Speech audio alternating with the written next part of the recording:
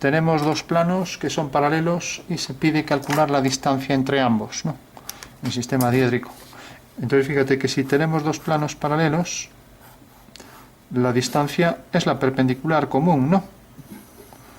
Sí. O sea que lo único que habrá que hacer es una recta que sea perpendicular. Si lo es a una, ya lo va a ser al otro plano, porque ambos son paralelos. Y entonces ya tendremos la solución. Entonces hacemos los dos planos. Vamos a colocar, por ejemplo, aquí la línea de tierra. Y vamos a colocar un plano, por ejemplo, aquí. Y vamos a colocar otro plano, por ejemplo, aquí. Lógicamente tiene que tener las dos trazas paralelas en ambos casos, ¿no? Bueno, pues distancia, perpendicular común. Sabemos que si una recta es perpendicular a un plano, su proyección A' es perpendicular a la traza del plano, ¿vale? O sea que fíjate que esto es perpendicular a la traza alfa 1, ¿no? Se ve. Bueno, pues hacemos la línea. Si es perpendicular a uno, lo será al otro, porque ambos son paralelos. Una línea cualquiera y pongo su punto de corte en el plano vertical también donde quiera. Entonces esa es la traza y ahora hago aquí otra proyección perpendicular. Bueno, sabemos que esa línea es perpendicular a los dos planos, ¿no? Y ya solo cabe calcular la intersección.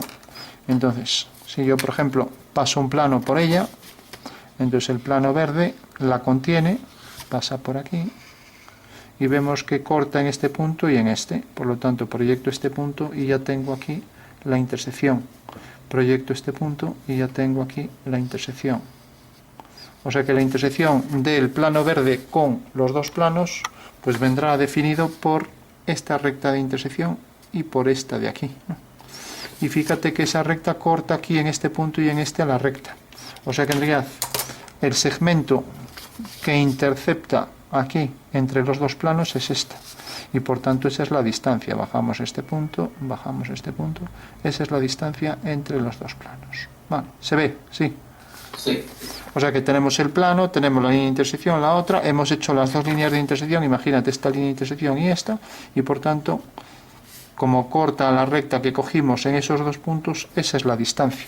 Entonces ya para concluir lo único que hay que hacer es abatir esto, y para no hacerlo aquí, que se solapa, y entonces lo hacemos aparte.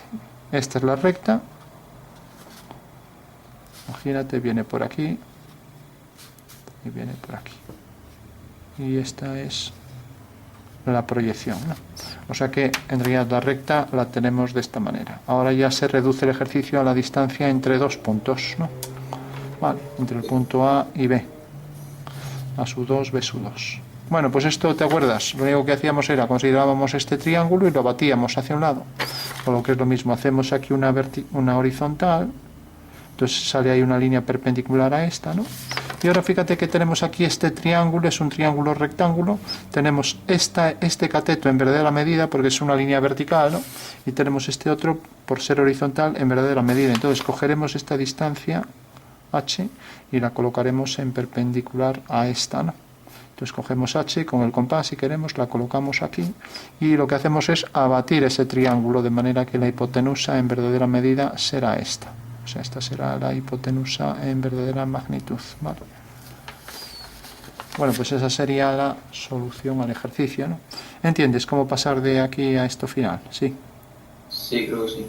Bueno, simplemente tú piensas que la distancia entre dos puntos, imagínate este triángulo, míralo así mejor, que es lo que nos faltaba por hacer, teníamos distancia entre dos puntos, pues lo único que hicimos es esto, nada más. Entonces teníamos la línea, teníamos aquí este cateto en verdadera medida y al proyectar aquí, pues tendríamos la recta, ¿no? Se ve, ¿no? Sí. Entonces simplemente lo único que hice fue hacer este abatimiento. Necesito esta altura. Esta altura aquí está en verdadera magnitud, ¿no? Es esta, ¿no? Entonces lo que hago es hacer este giro. O lo que es lo mismo, hago aquí una perpendicular, cojo esta altura, la coloco aquí y ahora ya sé que la medida real está, como aquí la tengo abatida, paralela al plano horizontal, aquí la veo ya en verdadera magnitud, ¿no? Vale. Sí. O sea que solo tienes que hacer esto en 3D.